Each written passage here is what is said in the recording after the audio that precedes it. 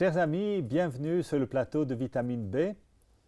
Aujourd'hui, nous avons le privilège d'accueillir le pasteur Florian Rochat qui nous vient du Jura français. Bienvenue Florian. Merci, bonjour. C'est un privilège de t'avoir avec nous.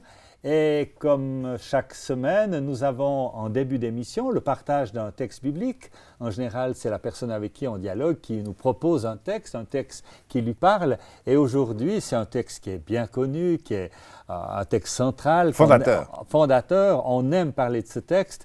C'est tiré de la prière sacerdotale de Jésus, lorsque Jésus, peu de temps avant sa mort, adresse cette prière à son Père dans Jean 17, les versets 20 à 23, où le Christ dit ceci dans sa prière, « Ce n'est pas pour eux seulement que je te prie, ses disciples, mais encore pour tous ceux qui croiront en moi par leur parole, afin que tous soient un, comme toi, Père, tu es en moi, comme je suis en toi, afin qu'eux aussi soient un en nous, pour que le monde croie que tu m'as envoyé.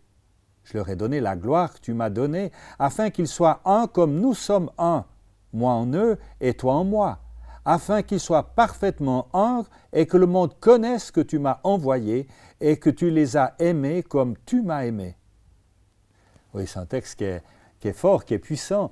Et il y a ce « un » de lettres UN qui revient à maintes fois et on se rend compte qu'il est employé à différents niveaux. Il y a ce niveau au niveau de Dieu, Père, Fils, Saint-Esprit, au niveau des hommes, et il y a ce niveau Dieu, homme, homme, Dieu. Et c'est bien ça que tu comprends que le Christ veut dire? Comment est-ce que tu vois la chose? Alors, d'abord, comme tu l'as dit, c'est un texte où on a presque envie de faire un temps de silence après. Voilà, il est fort.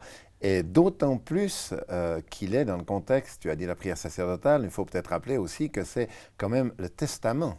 Voilà. De notre Sauveur, de notre Seigneur, c'est juste avant de mourir, c'est son dernier discours avec ses disciples, avant d'aller à la croix, avant la torture qu'il connaissait venir devant de la croix. Donc les paroles d'un mourant ou de quelqu'un qui est devant cette étape cruciale humaine, en plus pour Jésus de porter le péché du monde. Donc là, il donne ces paroles fondamentales. Il est dans le couloir de la mort. Oui, exactement. Et puis il donne vraiment son testament. Donc c'est des paroles hyper importantes, premièrement. Deuxièmement, je ne vois pas dans d'autres textes bibliques où Jésus se répète comme ça.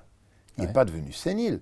Il répète 4 ou 5 fois qu'il soit un, afin qu'il soit parfaitement un, afin que moi vous soyez un. Enfin, il y a une répétition. Alors qu'on dirait, quand c'est les dernières paroles, on va à l'essentiel, on dit juste, voilà. Mais est-ce que c'est possible? Est-ce qu'il le répète justement parce qu'il se pose la question? Est-ce possible? Moi, je crois qu'il dit, qu'il se répète pour ça, parce qu'il dit, afin que le monde croie.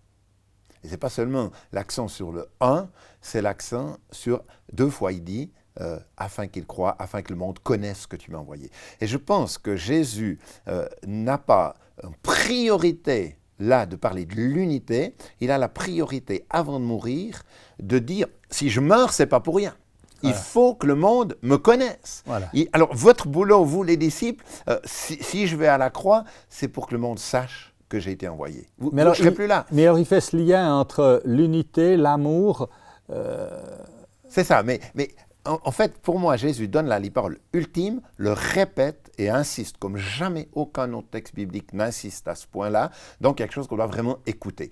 Pourquoi c'est si capital d'être un pour que le monde croit? Donc, on a souvent pris ce texte pour insister sur l'unité, mais avant tout, disons-nous, le but de ce texte, c'est que Jésus va mourir et qu'il veut que le monde le connaisse, que le monde croit. Mais pour que le monde croit, il semble qu'il faut que que les hommes s'aiment, qu'ils s'entendent.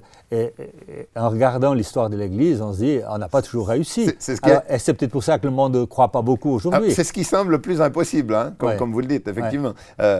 C'est un défi fou. Il insiste, il répète. Bon, pour que le monde croit, il faut qu'on soit un. Alors ça veut dire quoi, être un? Comme tu dis, est-ce que c'est possible? Parce qu'avec la multiplicité des églises, certaines sont très proches les unes des autres, certaines sont à distance, certaines n'en voudraient jamais mettre les pieds dans une autre église. Alors, les rivalités humaines, on n'a pas besoin de s'arrêter sur l'église. Dans la famille, est-ce que la famille, c'est facile? Quand un couple sur 2, pratiquement, se divorce, ça montre quoi? Alors que des gens qui se sont choisis, dans 99,9% des cas, des gens qui étaient amoureux, qui se sont choisis, et ça ne marche pas. Avec des enfants, c'est ce qu'on a de plus précieux. Combien de temps tension entre des adolescents et des parents, des jeunes et des parents, avec des gens qu'on aime le mieux, c'est que ça fait le plus mal. Donc, dans le monde, c'est la même chose. Dans une entreprise, on se divise, on se partage. Donc, il ne faut pas trop être étonné que dans l'Église, qui est faite d'humains comme les autres, le caractère humain elle-même. Voilà. Pourtant, Jésus nous dit, pour que le monde croie, moi je le comprends comme soyez crédibles. Soyez crédibles. Soyez crédibles. Soyez crédibles. Tout à fait. Vous êtes porteur d'un message de réconciliation. Si vous n'êtes pas réconcilié avec vous-même, avec le Créateur et entre vous, votre message n'est pas crédible. Ouais. Mais comment est-ce qu'aujourd'hui on peut aider justement ceux qui remplissent les bancs de nos églises? Alors, comment est-ce qu'on peut les aider pour qu'ils avancent dans cette voie? Qu'ils vivent quelque chose de ce testament de Jésus. Voilà. Oui. Eh bien, je pense que c'est tout simplement que... Bon, il faut déjà un concept, je pense, de base théologique. On ne peut pas économiser le côté théologique. Qu'est-ce que c'est que l'Église? Qu'est-ce que c'est que le corps de Christ? Parce que si on part tout de suite vers des calculs politiques, humains, de négociations entre Églises pour essayer de fabriquer un truc, on est foutu.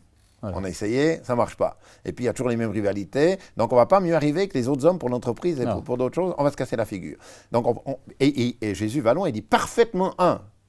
Pas un peu vous supporter, mais parfaitement une unité complète. Et ça ne suffit pas. Il dit, et comme la Trinité, de la même manière. Donc, voilà. Comme nous sommes un dans la diversité, bien sûr que ce n'est pas l'uniformité, on est d'accord. Hein, le concept théologique, c'est de comprendre une fois pour toutes qu'on n'a pas à créer ou à fabriquer l'unité, l'œcuménisme, l'interconfessionnel. On a travaillé dedans. Mais c'est quand même pas de travailler au niveau des structures d'église pour qu'on puisse se rapprocher. Ce que je veux dire, il faut comprendre que ça nous est donné. Il faut vraiment poser ça. C'est-à-dire, Dieu n'est pas polygame. Jésus n'est pas polygame. Quand il dit qu'il a une épouse, il n'a pas une épouse qui s'appelle évangélique, une épouse qui s'appelle catholique, une épouse qui s'appelle orthodoxe, etc. Il n'est pas polygame. Non. Donc, il a une seule épouse, donc il y a une seule église et un seul corps de Christ. Dans ce sens-là, on peut être d'accord avec la conception catholique, mais pas la conception catholique romaine. Romaine étant une dénomination. Mais l'Église catholique, c'est-à-dire pleine, entière, une, tous les évangéliques peuvent y souscrire, il y a une seule Église, un seul corps. Donc on n'a pas fabriqué les rencontres interéglises. Mais qu'est-ce qui fait la base de cette unité? Alors, si nous sommes si tu dis on est un, c'est l'épouse de Jésus-Christ. Mais comment est-ce qu'on peut être l'épouse de Jésus-Christ? C'est quoi la clé? C'est quoi la clé? Eh bien, c'est l'obéissance et la fidélité. C'est de faire Église, c'est d'être à l'intérieur ou à l'extérieur de ce corps. Et comment il a défini Jésus? Il a dit, c'est qui mes amis? C'est ceux qui font ma volonté. Donc, celui qui se réclame de Jésus-Christ, qu'il soit un, ceux qui croient en mon nom. Ceux qui croient en mon nom. Est-ce que ce n'est pas quand même le fait de participer au sacrifice de Christ? D'accepter la croix, d'accepter ce qu'il a fait. Est-ce que ce n'est pas ça qui fait de moi l'épouse? Bien sûr. La difficulté, c'est que quand j'arrive sur des concepts comme ce que tu dis, qui est compliqué théologiquement, accepter la croix, pour un orthodoxe du XVe siècle, pour un catholique d'aujourd'hui à Paris, ou pour un évangélique en Afrique, ça sera lu et compris d'une manière différente. Ouais. La question après, je peux me dire, ma lecture du sacrifice de la croix, de la conversion, des sacrements, de tout ce qui nous divise après quand on veut faire Église, hein, autre que d'être « je me réclame de Jésus-Christ », tout vient en division parce que c'est des lectures différentes.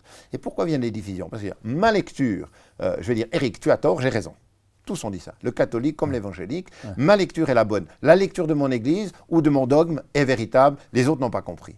Donc si je veux dépasser ça pour être un avec le Christ, je suis obligé de faire confiance à l'autre. Si l'autre me dit « je me réclame du Christ », qui suis-je pour juger qu'il ne se réclame pas du Christ ou que sa théologie n'est pas bonne?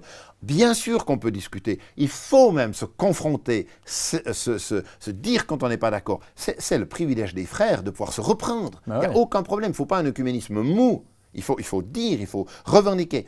Mais la vérité, c'est Jésus. Ce n'est pas une doctrine, ce n'est pas une théologie. Donc si je me réclame de Jésus-Christ et si j'ai quelqu'un en face de moi qui me dit « moi, la parole de Dieu, la Bible, je ne la comprends peut-être pas comme toi, mais je crois que c'est la parole de Dieu. Jésus-Christ, je ne le décris pas, je ne le vis pas, je ne le décline pas comme toi dans mon Église, mais je m'attache à Jésus-Christ, que je crois fils de Dieu et créateur, comme dans le credo, en fait, le credo, les bases du credo. Ce que tous les chrétiens croient depuis 2000 ans, c'est-à-dire Jésus, vrai homme, vrai Dieu, la Bible, écriture, parole de Dieu, inspiré de Dieu, etc., eh bien, ça fait le peuple de Dieu. Il se réclame. Mais maintenant, est-ce que je vais vivre toute expérience chrétienne avec mon frère de l'église à côté? Est-ce que je peux vivre la même chose avec une église qui est beaucoup plus loin théologiquement que nous, qui a peut-être d'autres éléments? Est-ce que je vais vivre cette unité au même niveau avec chacun? Ou bien sûr que non, bien sûr que non. Je prends un exemple. Si je vais implanter une nouvelle communauté chrétienne dans une région, comme on l'a fait dans 4 endroits du Jura, voilà. Eh bien, je ne vais pas le faire avec l'évêque du lieu. Ça ne sera pas possible.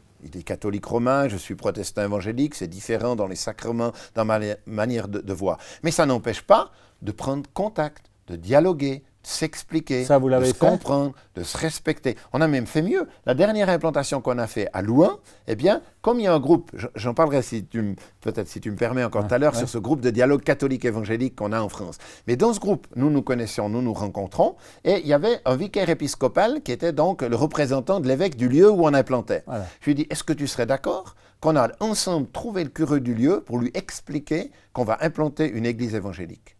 Et puis il m'a dit, ben oui, on va tenter cette expérience.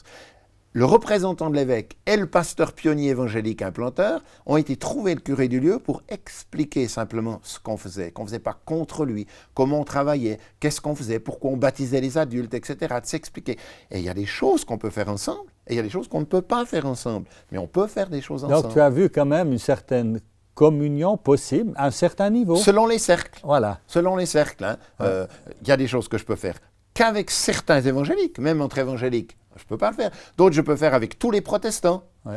Certaines choses, je peux faire avec des catholiques et pas avec certains protestants. Hein. Ouais. C'est plus complexe que ce qu'on croit. Voilà. Hein. Donc, il y a des sensibilités, il y a des questions de caractère. Souvent, on accuse la théologie, mais c'est des questions de caractère et de personnalité. Voilà. Et puis, il y a des choses. Mais sachant qu'au niveau mondial, les choses bougent. Il y a Tu veux dire, bon, tu parles de la région, après tu parles de la nation française. Voilà. Et puis maintenant, tu parles... Au niveau mondial. Au niveau mondial. Ah, oui. Des choses qui étaient absolument impensables pour vivre ce texte de Jean 17 dans une approche de communion ensemble. Vraiment, dans la communion, il faut savoir que l'Alliance évangélique mondiale et des représentants du Vatican et des archevêques orthodoxes se rencontrent ensemble, prient ensemble. Et ça, c'est toujours fait à titre individuel, qu'il y ait des gens plus sensibles à ça et qui l'ont fait en cachette ou informel. Mais maintenant, avec le Forum chrétien mondial, il y a des vraies rencontres, des vraies approches communes de théologiques où on n'est peut-être pas d'accord, mais au moins on est ensemble, on se reconnaît du même Christ, du même Seigneur. On reconnaît nos différences. On reconnaît nos différences et on sait qu'on ne peut pas tout faire ensemble, mais on se parle et on se reconnaît comme des frères en Christ. Peut-être pas toujours des frères en théologie, peut-être même pas toujours des frères en ecclésialité, mais au moins des frères en Christ. Okay. Et ça se passe au niveau du Forum chrétien mondial de l'Alliance évangélique. Par exemple, quand le dernier pape a été nommé, il y avait des représentants d'évangéliques qui étaient là, qui ont salué. Qui ont dit, voilà, on reconnaît qu'il y a un nouveau pape. Bon, on n'est pas d'accord avec tout, mais on se reconnaît mutuellement. C'est le thème de la prochaine semaine d'unité, c'est la reconnaissance de l'autre, de ce qu'il est dans sa différence. Et au niveau national, donc je redescends dans l'écran, on a un groupe de dialogue catholique évangélique. Ça veut pas dire... Comment ça s'est passé, ça? Eh bien, c'est une bonne question, ça. Comment ça s'est passé? Je vais vous dire. Dans une rencontre avec la communauté de l'Arche, avec Jean Vanier, c'est-à-dire avec les handicapés, avec les plus pauvres, avec les plus petits, avec des trisomiques, avec des gens, eh bien, ils ont été une grâce et Dieu les a utilisés comme une occasion de rencontre qui n'aurait pas été possible autrement. C'est-à-dire que 2 personnes se sont trouvées dans cette journée, ont discuté, et à la fin de la journée, le pasteur évangélique a dit à cette autre personne, alors Gérard, qu'est-ce que tu fais dans la vie? Et Gérard a répondu, je suis évêque d'Orléans. Tu es évêque? Ah bon? Alors qu'il avait l'air d'être monsieur comme tout le monde. Citoyen, comme le pasteur évangélique. Et ils avaient travaillé ensemble autour des handicapés. Sans problème. Pour Dieu et au nom de Dieu ensemble. Ils avaient vraiment fait église ensemble. Il y a eu une communion réelle. Et ils ont dit, on va pas se quitter comme ça. Si ça a été possible aujourd'hui, c'est peut-être possible d'autres jours.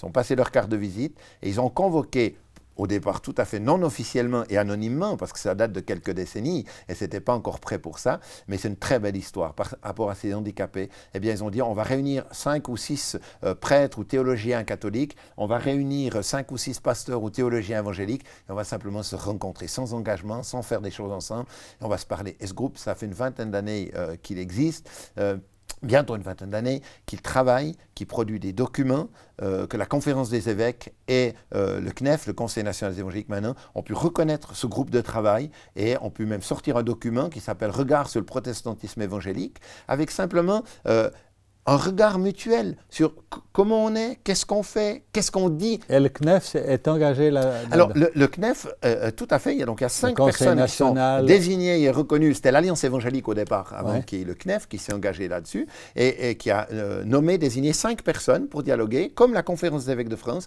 et est sorti donc un texte qui s'appelle « Regard sur le protestantisme évangélique », qui a même un lexique à la fin, parce qu'on s'aperçoit que beaucoup de choses viennent de mots qu'on ne comprend pas pareil, de mauvaises caricatures. Quand on dit baptême, quand on dit conversion, quand on dit renouveau, réveil, c'est des mots qu'on ne comprend pas pareil de part et d'autre. Donc déjà, on a essayé d'expliciter les choses. Et on s'est posé des questions. Est-ce qu'on peut évangéliser ensemble? Est-ce qu'on peut... fais partie de ça? Alors j'en ai fait partie très longtemps. J'en ai même été coprésident et animateur avec un des évêques. Et c'est Daniel Rivaud qui l'a lancé avec Gérard Daucourt au départ. Et puis maintenant, ça continue avec d'autres personnes et ça poursuit son chemin. Alors là, il y a une unité qui se vit réellement. Alors, il y a une vraie rencontre, pour moi, oui, de dialogue en vérité. Parce que trop de personnes ont pas peur du mot œcuménisme qui pour eux est soit fabrication d'un immense truc, même politicard, ou alors qui est compromis. Souvent, pour des évangéliques qui ont peur de ce mot. Mais ce que j'apprécie... Là, c'est vraiment dialogue dans la vérité. On veut garder l'amour et la vérité.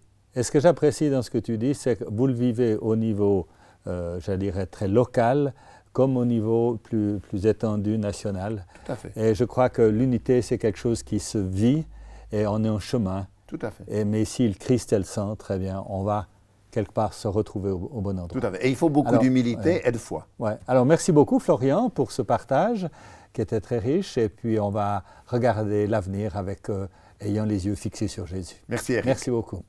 Chers amis, merci beaucoup d'avoir été avec nous, d'avoir partagé ces moments. Et c'est vrai qu'on peut continuer à réfléchir et à prier ces éléments qui sont importants. Au revoir.